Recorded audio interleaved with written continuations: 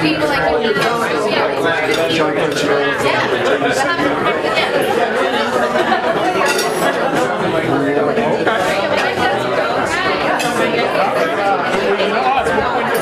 Welcome to the New York State Broadcasters Excellence in Broadcasting and Serving New York Award Luncheon for Long Island.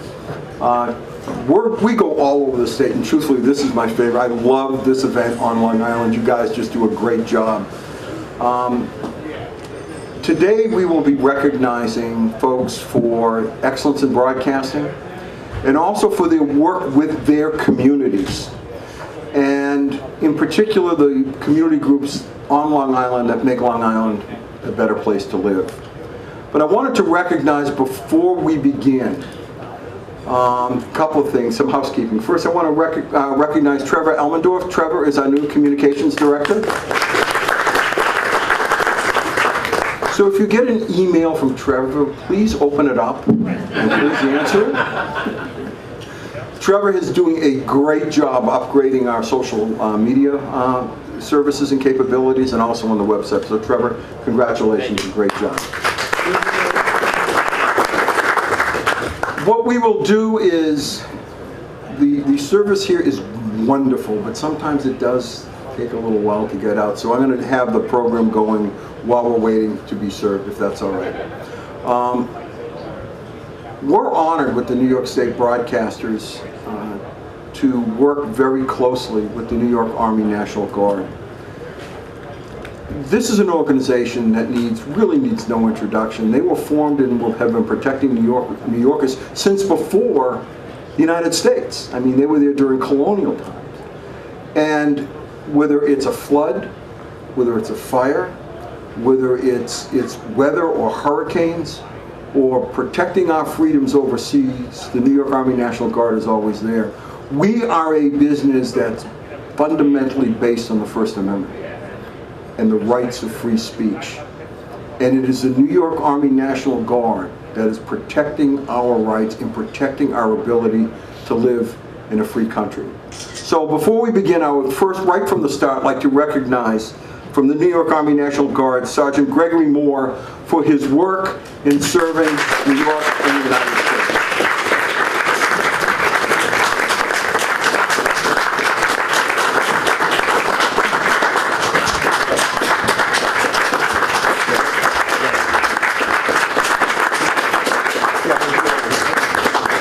We're still working out the choreography. Yes.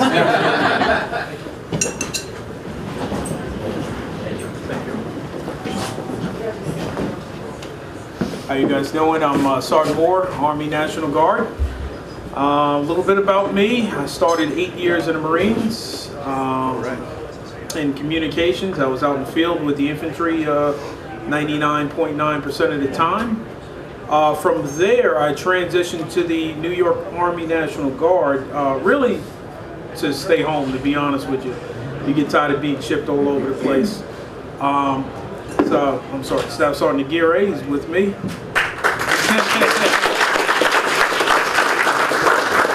Come on up here.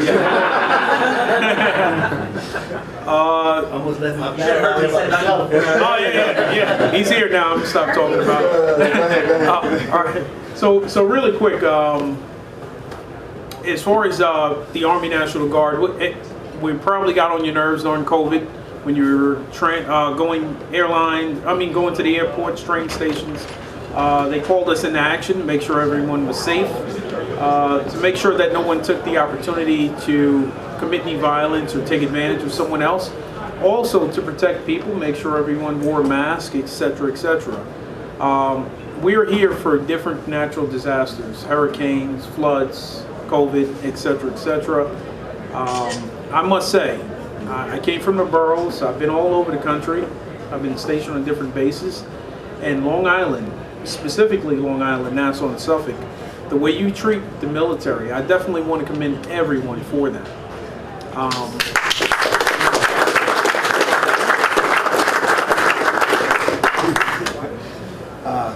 Good afternoon, Staff Sergeant Gaston Aguirre, also of the New York Army National Guard. One of the benefits, and I'm grateful to be part of this organization, is that we are able to help our community so strongly. Again, like my colleague said, as far as during COVID, we've been out there helping, especially when it came to the elders. Some of them weren't able to get their food or medications. We help with that.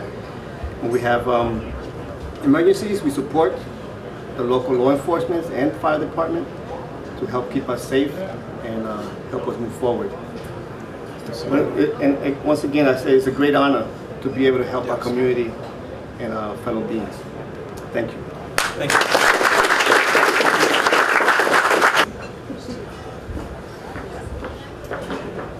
Thank you. Thank you. Thank you. Another round of applause for you.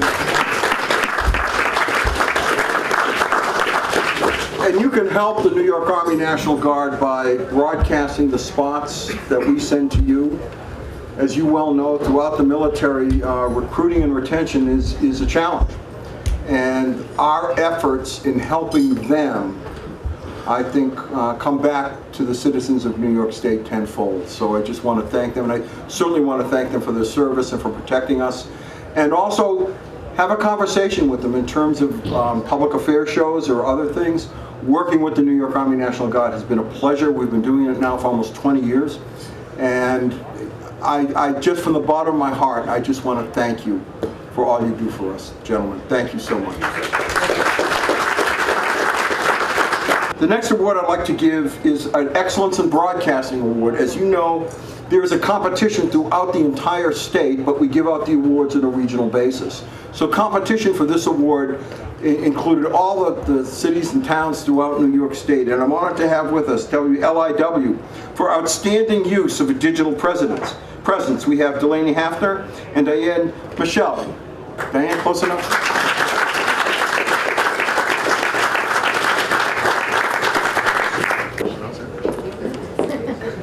Thank you so much. This wouldn't be possible without our partners in the Interactive Engagement Group at WNET, and we're really grateful to be here. Thank you. Thank you.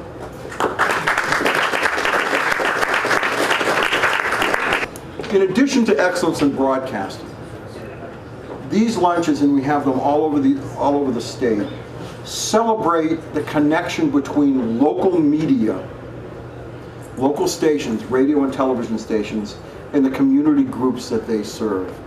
And this is an ongoing relationship. It goes on all year. It makes Long Island and the communities on Long Island a better place to live. And so what I'd like to do now is to recognize stations for their work in working with the community. And the first station I'd like to recognize is K-Joy for their free summer concert series with Nassau County. And I'm honored, truly honored to have with us today the Nassau County Executive, Bruce Blakeman.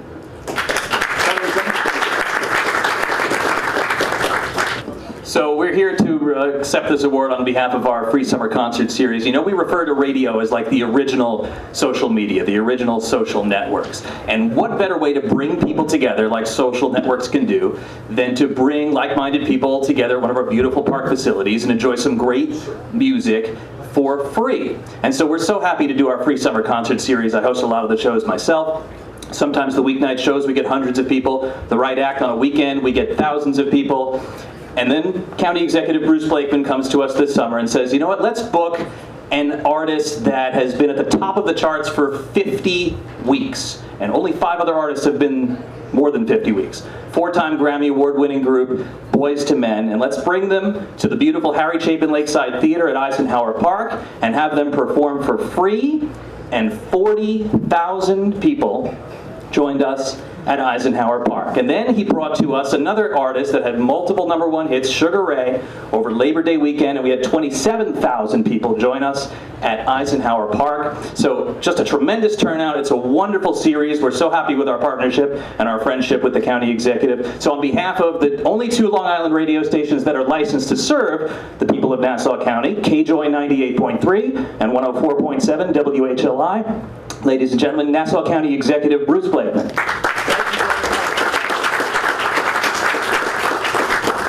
Well, it's great to be here today, and it's interesting. We're talking about music today, and I just left the funeral of Gina Rose Pelletieri, who was the band leader, beloved band leader for Farmingdale High School, who died in that horrific crash just 1 week ago. And the outpouring of love for Gina, and also for Beatrice Ferrari, who was a longtime teacher and chaperone. I went to her funeral yesterday as well. The community just loved them. This past 9/11, I wanted to honor the memory of those who lost their lives in a different way.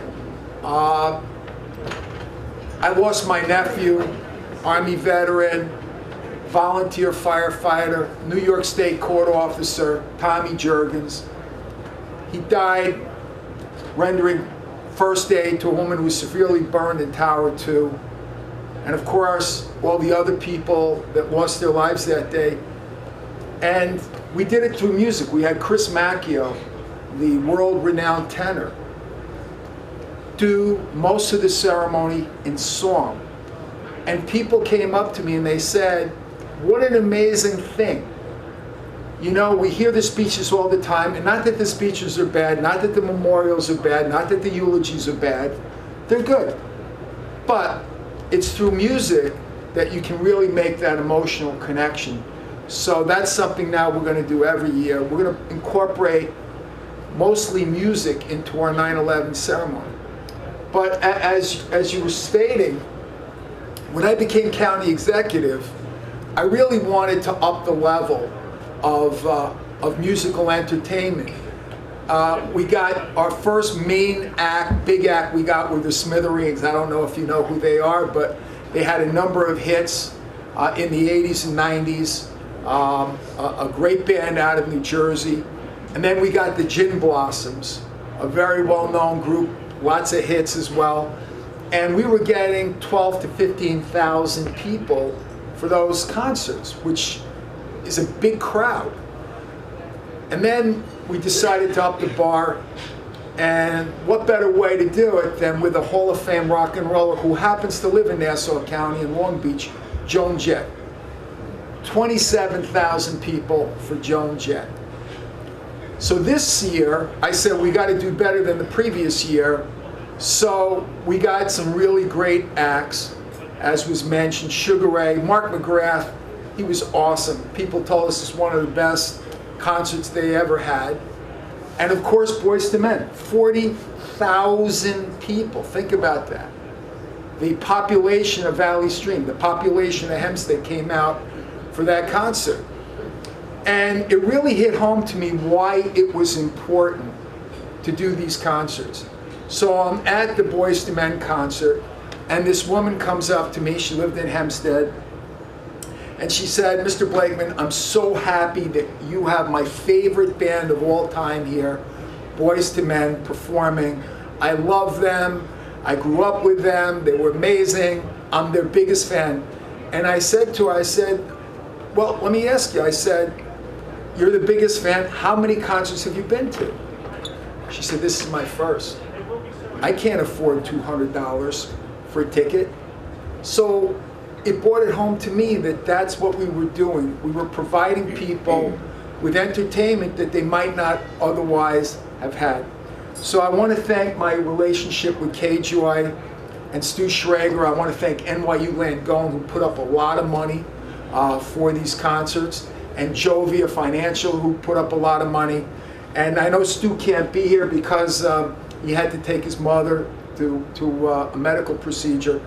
But we want to continue our relationship with KGY. And let me just give a shout out to our Army National Guard unit. I come from a military family. Both my parents were World War II veterans. Not many people can say that. My mother joined the Army. She didn't want to be left out of a good fight. So my son just did 5 years in the Marine Corps. So thank you for everything that you do for our country and our state. We rely on the Army National Guard in times of crisis, and you're always there. You always answer the call. So God bless you. Thank you so much for letting me participate in this event here today. And go on with strength. Broadcasting, important part of our culture. And we want you to continue on with strength. And thank you. And the only thing I would ask is next year, you hold your dinner in Nassau County and not Suffolk County.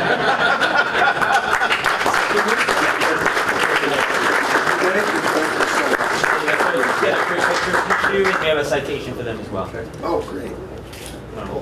Ready? Sure. Ready? On me. No, come in, please. Sure. You're the president. Ready? All right, guys, on me. 1, 2, 3. Perfect. The next station that I'd like one for their work with Stamp Out Hunger with the National Association of Letter Carriers and for Island Harvest. And I'm honored to have with us today Mr. Joe Barry with Island Harvest and Mike Sangiano from Connoisseur Media. This is our honor. Stamp Out Hunger is an important part of the community program. A lot of people don't know that it is the largest one-day drive, and our letter carriers do so much for us, and it's our pleasure to partner with Island Harvest on many endeavors. I'll let Joe take it from here. Joe Barry, Island Harvest. Thank you. Thank you, and thank you for recognizing this partnership. And it truly is a partnership when it comes to hunger on Long Island. We are committed to making sure that we're going to end hunger in doing that. We rely on partnerships, like the letter carriers with the post office, to give folks the opportunity to leave food at their mailbox is a special opportunity. It's great. It creates awareness for the work that we're doing island-wide. And beyond that, to raise the profile of doing that, we rely on partners, our broadcasting partner, to make sure that we're able to get the word out.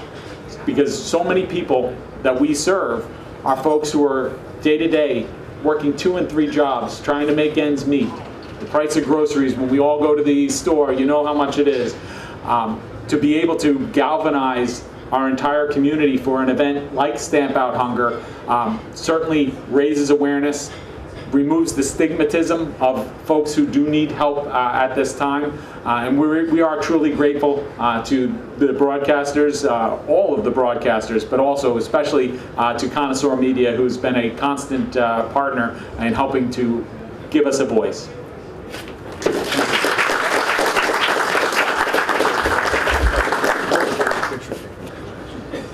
Thank you. What I'd like to do is recognize 2 members of the New York State Broadcasters Board of Directors, Caitlin Tinley from Cox Media, Cox Radio Long Island, and Dave Feinblatt. Our ability to, I think, be effective in Albany and in Washington, and also to provide you with valuable member services, is really a testimony to folks on my board. And Caitlin and David have had to put up with me for years and answer my phone calls, and I just thank them so much for all the work that they have done, because in the end, their work helps you. So thank you again. The next station I would like to recognize is WALK for their work with diabetes, and like to recognize Christina Kay from WALK. Christina?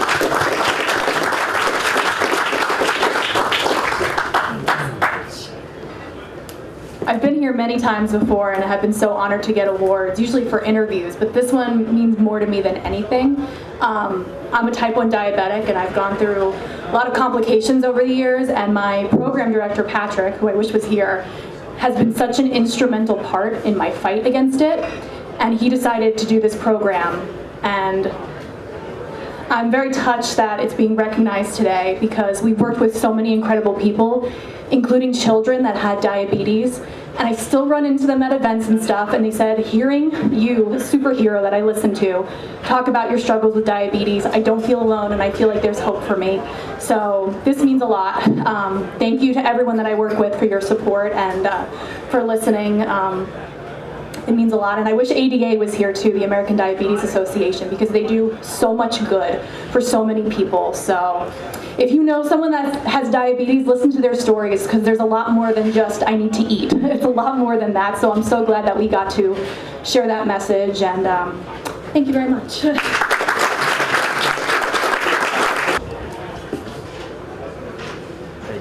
Thanks. One of the unfortunate aspects of our society is the rate, particularly among veterans, but the rate of suicide in our country, in particular also on Long Island. And I'd like to recognize the Shark for their campaign, Hope Rocks, with the American Foundation for Suicide Prevention. We're honored to have with us Ann Morrison, who's the American Foundation for Suicide Prevention Long Island chapter, and also Rob Rush from 94.3 The Shark.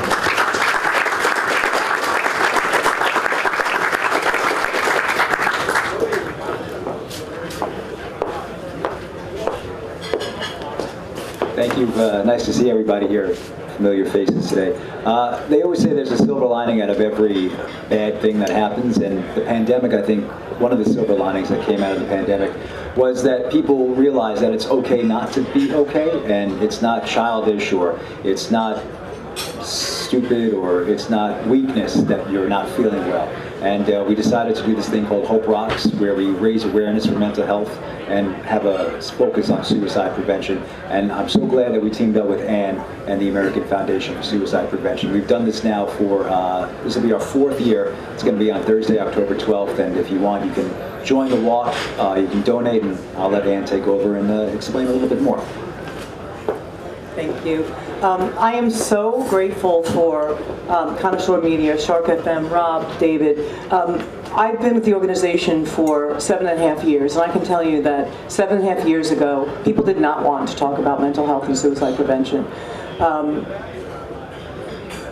We got involved with Connoisseur Media even before the pandemic, and they were willing to talk about mental health and suicide prevention. They were willing to have those conversations, those open conversations.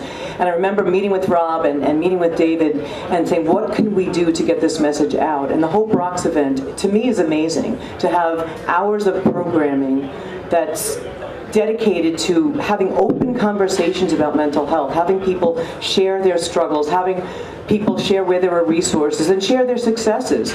And nobody was doing that. People still aren't doing that. So they really are trailblazers. We've come a long, long way, and the pandemic, as Rob said, did open up those conversations, but we still have a long way to go. So, I said when they told me I had to talk, I said, well, I'm going to tell people, if you don't know what we do or what our organization does, stay and talk to me before you leave here, because we really do need to work as a community to get these messages out and reach the people that we need to reach. So I am very, very honored to accept this, and so proud of my friends at Connoisseur Media, because they really are trailblazers and deserve this award. Thank you.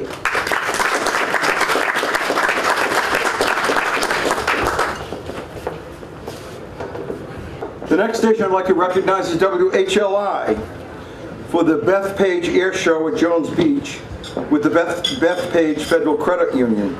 And I'm honored to have with us today Katie Balaisky and Jessica DeMarco from the Bethpage Federal Credit Union, and John Daniels from KJOA from WVVH.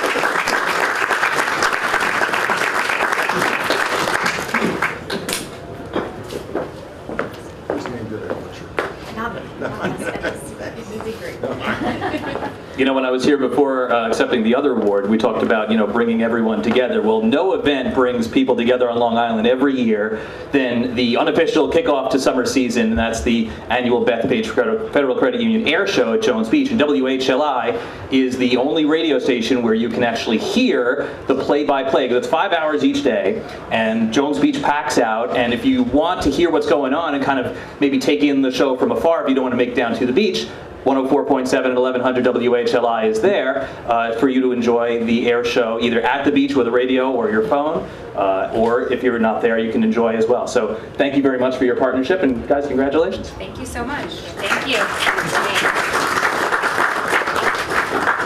Well, you have to say something. Oh, yeah. We're so excited. Thank you for the collaboration. We couldn't do it without you guys. And this year is our 20th anniversary featuring the Blue Angels. So we want everyone to come out. Right. Bigger crowd than ever. So thank you.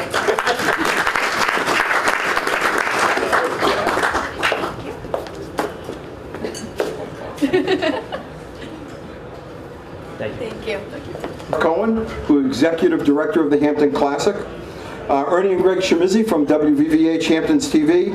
And I think it's important to understand that the Hamptons Classic funds a number of charitable organizations, including the Stony Brook Southampton Hospital, their work with the Hampton Classic Animal Adoption, the Sag Harbor Food Pantry, their program for riders with disabilities, and many, many other programs. So ladies and gentlemen, Jeanette Barth Cohen and Ernie and Greg Schmitz.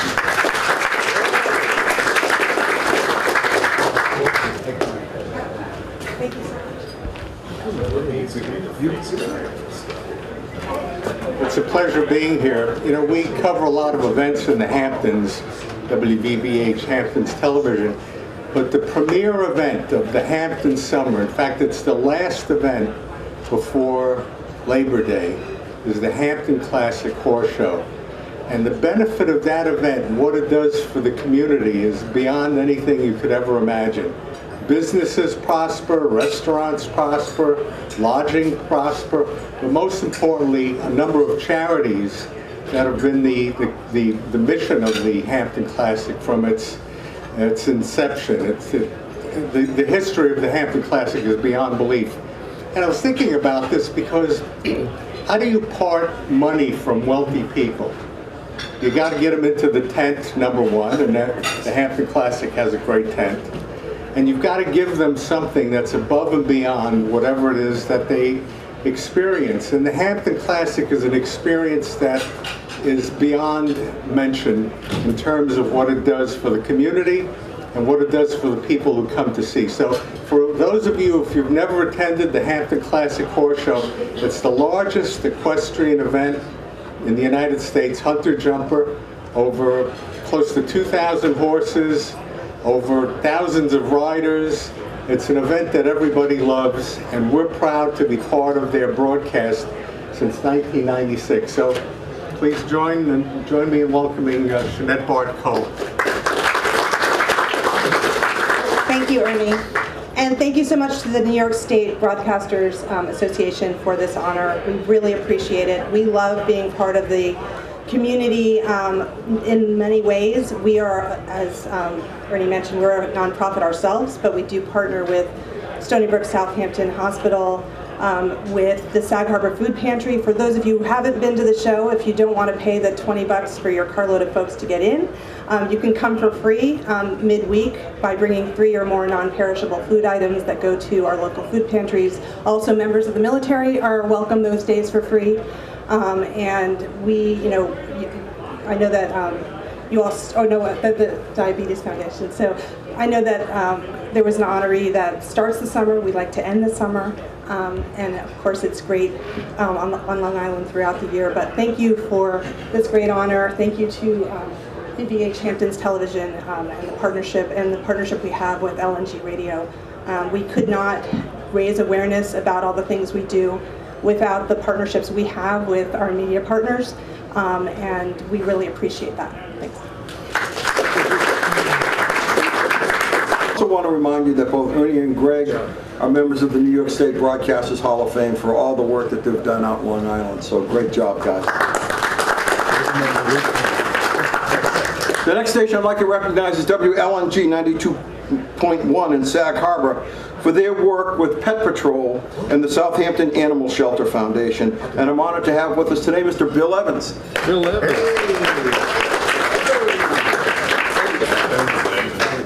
Thank you. That's all right. I started in radio when I was 13, and I always wanted to be a radio DJ in a big market. And to own a radio station, now 5 years, is just a real kick for me. It's a real honor to be in front of radio people. I love radio people. I mean, I did okay in TV, but I love radio people, and to own a radio station with my lovely wife Sandra, this is quite an honor. I was on WPLJ radio for 30 years. We never announced a lost dog or cat. I worked with Don Imus for 12 years. He never announced a lost dog or a cat either. But at WLNG, since 1963, we've been finding lost dogs, lost cats, lost iguanas. The other day, we found a guy's canary in Mashashanuit Park. So we work with all of the animal organizations on the East End, Southampton Animal Shelter Foundation, the North Fork Animal Foundation, ARF, and we work with all of them. And we are so proud to be able to do that. To this date, we still use the same jingle from 1963. And it says, if you've lost a dog or cat, please call this radio station with the old echo and all that. We still use it. We still do pet patrol. It still works. We've had all sorts of people from all walks of life lose a dog or a cat or an iguana or a ferret, and we've found them all. We have like a 98.9% find ratio. I don't know who gauges these things. But the longest one that it took was 59 days to find a beagle, and it was found in the cemetery in Sag Harbor. But 59 days still found, and we kept announcing till we found the dog. So this is quite the honor, and David and the Broadcasters Association, thank you very much. That was great. The next stations I'd like to recognize are Cox Media from Long Island, WVAB, for their work with the American Cancer Society in making strides on Long Island. I'm honored to have with us today Brittany Lawton from the American Cancer Society and Mr. Joe Rock from the station.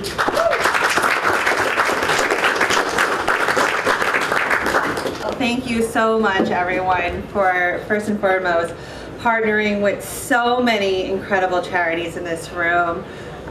Whether you believe me or not, or really see the full impact that you're making on the Long Island community through all of these nonprofits, we all do something that the other one doesn't do, right?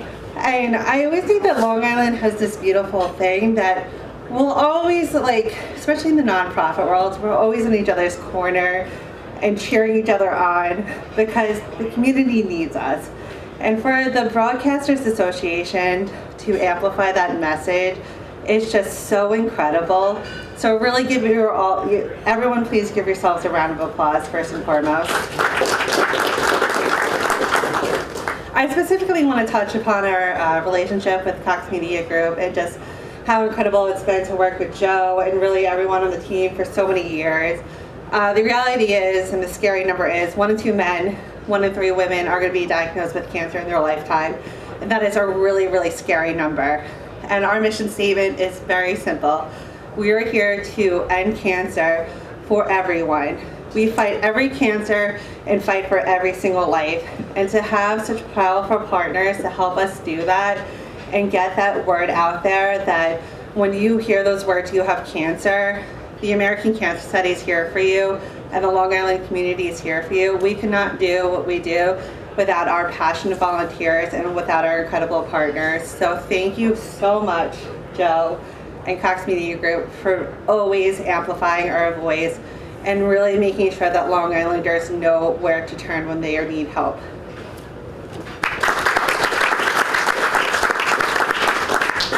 I just got to say thank you to Brittany and everyone from the American Cancer Society. It's a personal thing for me to be involved with them. We first started working together and I shared my story with them and they were like, can we share that again? And I was like, okay. So to break it down, my grandmother, my mother lost their battles with breast cancer. My wife was diagnosed with breast cancer and is a survivor. My sister-in-law, and I since found out that a musician friend of mine, a male, which yes, males get breast cancer, also had breast cancer and had to have surgery and is now a survivor as well. So it's a personal thing for me. So I thank you for everything that you do and giving me the opportunity to work with you. You know, we've worked closer as the years go by, and I just anticipate that being something that continues until there is a cure. So thank you very much for everything you do. Next station I'd like to recognize, also from Cox Media, is WBLI for the Empire State Ride in Long Island for the Catholic Health Center Institutes and Roswell Park Comprehensive Cancer Center. Well, I'm delighted to have with us Mr. Steve Mars, and from the station, the one and only Psych.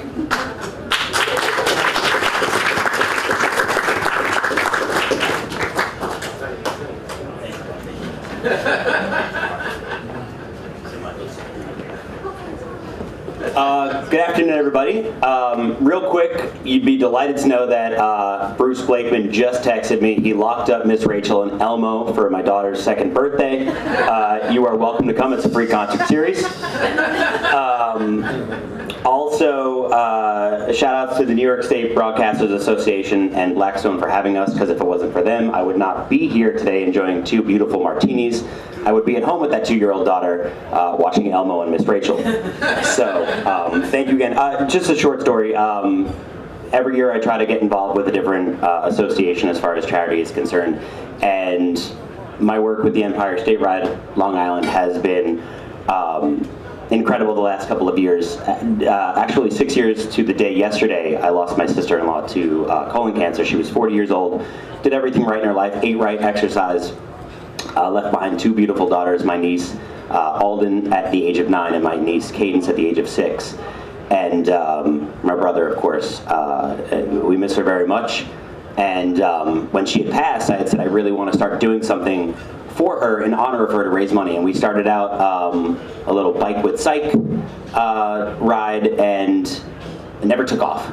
But we were able to find the incredible people at the Empire State Ride to do this with, and we've now grown. Super proud to announce that it's strength in numbers. I just want to shout out my co-host Ali, who came along with me last year and this year to ride. Fell into a bush this year on her bicycle, but she was there with me. And you know, doing charity work is all about raising money, of course, but it's also about the awareness part, and I think we forget about that part of charity work and working with our local communities and our community organizations. And so proud to announce that this year we raised over $100,000, and we doubled our numbers of riders this year as well. So next year, hoping to go even bigger and better. I would like to introduce Tom Bergeron lookalike, Steve Mars from the Empire State Ride. I guess I didn't really prepare words, but neither did I. can't get him to stop talking. You heard the numbers earlier from the American Cancer Society. We're all touched by this horrible disease, and we are funding innovative trials here on Long Island. So there are 6 Catholic health hospitals that are participating, and we're literally funding innovative trials. And for people who are out of options sometimes, we're giving them hope. And so it really is a spectacular event. I really have to thank BLI Radio, who's been there from the very beginning. This is our 3rd annual event. Not only do they provide all the promotional support, and as a 501c3 nonprofit, we all know how valuable getting all that media play is, but the station really dives in full steam ahead. Syke and Allie have ridden in the ride. I heard Allie flown off a bike at one point. Into a bush. And we got Syke to wear spandex shorts this year, so if you've seen that, then... That wasn't even at the ride. That was crazy. So again, thank you so much at BLI Radio and for all of your support, and we look forward to bigger and better. Come to Oyster Bay next summer, and we hope to see you there. Thank you.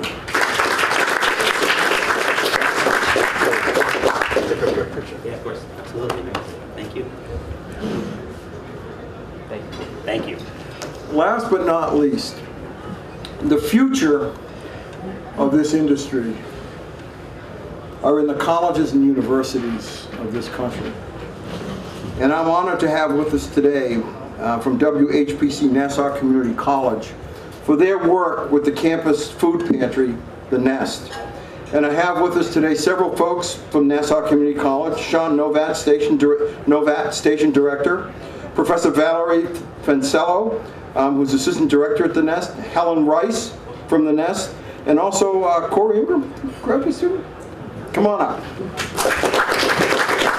Thank you very much. So yeah, my name is Sean Novat. Most of you know me because I've worked with 5 of the 9 tables in the room, which is pretty interesting. Started my career in commercial radio and then transitioned over to college radio, where I run the radio station at Nassau Community College. It's non-commercial educational radio. About 75 students every semester participate, and about 60 community volunteers, 60 different types of shows. One of the great things about non-commercial radio is we're not answering necessarily to sponsors, and we're doing a lot more with the community. We have a ton of public affairs shows, interview shows, and one of the ones we featured in this past year is our very own on-campus food pantry, which is called The Nest, and I'm happy that these ladies decided to come along and spread awareness for why it's so important that we have it at the community college level. So, Helen and Valerie. Good afternoon, everyone. Thank you very much to Sean for your support and for having us, to the New York State Broadcasting Association for having us here. As our partners at Island Harvest said earlier, food insecurity is is skyrocketing lately. We know how much our grocery bills for all of us are. I don't know, my little kids eat so much I can't keep up with the grocery. And that need is across the board, especially at the community college level. At the community college level, we have students picking between paying for their textbooks and food. And we are 100% volunteer and donation run. So we cannot thrive and be successful without the support of people like Sean, promoting it to our students who need, now they know where we are, where they can find us. And that also goes to donors to support us. So thank you, Sean, for your support, because without you and people like Island Harvest and donors, we wouldn't be able to help those students achieve their college goals. Thank you, everyone. Come on up. We're with the Hofstra Books Live crew. I know WVH-TV won a lot of other awards. You gotta talk into the mic.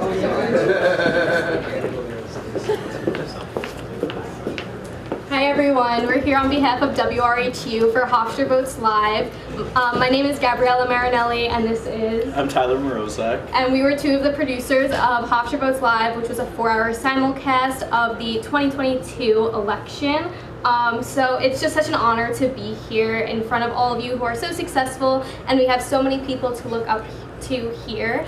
First, we just want to thank all of the faculty and staff at Hofstra University, and also the 150 other students that were involved in this production itself. Without them, we just wouldn't be able to be here, and we've just had such an honor of being like at great banquets and luncheons. So thank you all for giving us this recognition, and I know Tyler has some thank yous as well. Yeah, thank you so much to the Broadcasters Association for taking the time to recognize us and invite us, I guess, to banquets, which is great.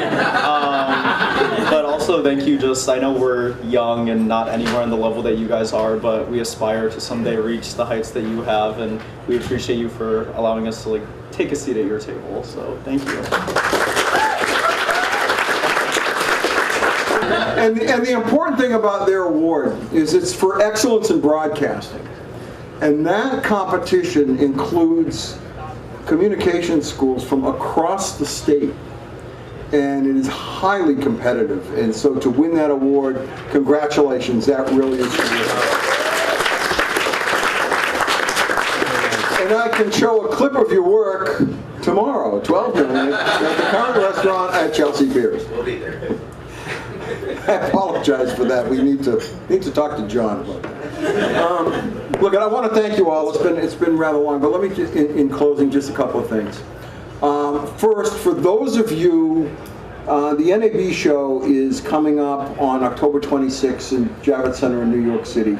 We are helping stations participate in their career fair, and essentially subsidizing stations' participations in that. So it will run from there's a panel from 8:30 to 9:15, but from 10 to 2, there is a career fair for students, bring your resumes, to meet with stations across the state, and indeed national recognized companies as well. So if you're interested in doing that, please see me after this luncheon and we'll get that squared away. Look, we live in a world today where we are very stratified. You've got left, you've got right, you've got blue, you've got red.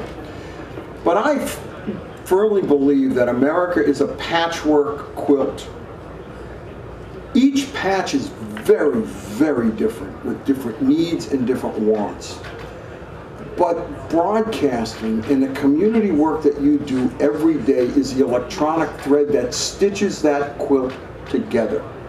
You're providing local news and information and during emergencies, critically life-saving information, and providing those communities with a voice.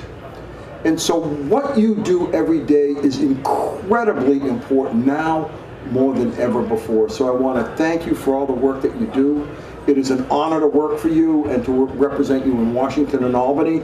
And I think I've spoken enough. So look, have a great afternoon and thank you very much for coming.